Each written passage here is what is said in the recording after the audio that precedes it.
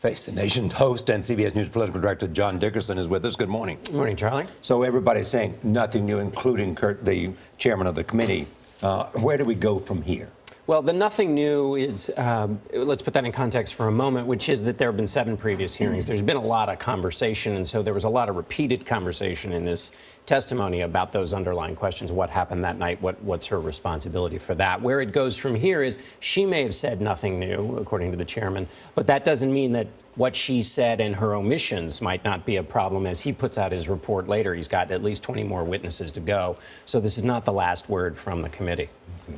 What do you think is the larger political impact about how Hillary Clinton conducted herself and how the Republicans conducted themselves? Well, for her, the larger political impact is that if people say there was no bombshell moment, I mean, the key question here is if the person who's asking to be president, who is asking to be put in crisis moments, failed in a crisis here. That's a judgment the voters have to make. That's always been the question at the center of Benghazi. Now, was that more illuminated yesterday? Not any more than perhaps it was before. So as a political matter, if the question was there going to be a new bombshell to come out of this, that hasn't happened yet. If there was a failure of judgment, what would it have been?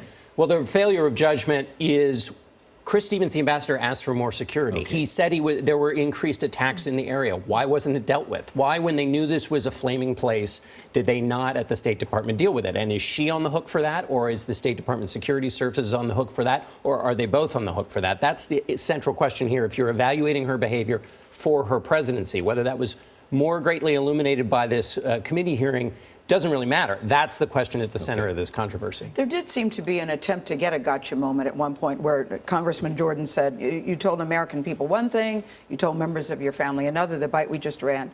Will that turn into anything, do you think? Well, it's by the admission of the chairman of the committee, that's kind of a secondary point. The central point is, why did this happen? What Congressman Jordan was going after was the question of this, how it was spun afterwards. His argument was you knew it was terrorists that were involved and therefore it wasn't a spontaneous attack. Why does that matter? Because politically, if it's a planned terrorist attack, it means they were asleep at the switch. If it's spontaneous, well, who could stop such a thing?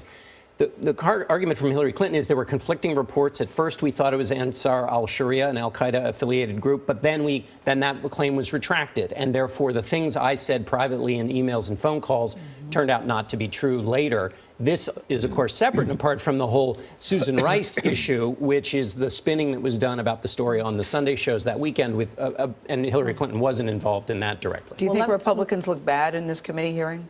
I think at moments they didn't look great. I mean, it was a long day. There were times where if you turned on and you thought, what does this have to do with the central question? And that was a challenge for a committee that even Republicans have said has a partisan leaning. John, on behalf of all of us, thank you for watching through the 11 hours. Yes. We appreciate it.